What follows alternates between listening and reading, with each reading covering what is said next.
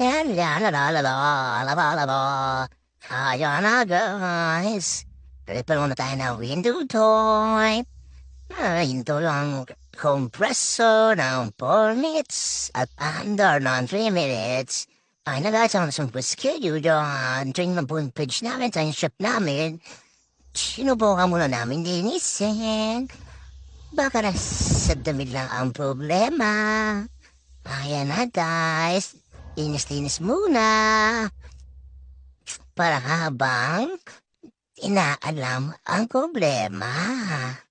Kailangan malinis na, di ba? Ayan guys, so sinasabon pa talaga yun. Quality yan talaga naman. Ang nakikita niyan, di ba? Kaya huwag na kayong magpatumbig-tumbig pa. Magpa-schedule na kayo at kumonta sa page po namin. Ayan, yes, nakikita niyo. Malinis na malinis na malinis na yan at ayan na guys. Pinalitan na namin ng sensor. Sensor pala ang problema. Ayan guys, so good running na ulit ang unit na yan. Deliver na sa client yan.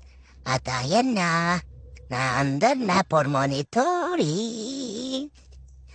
Ano pang inaantay nyo magpa-schedule na isa amin. Salamat po.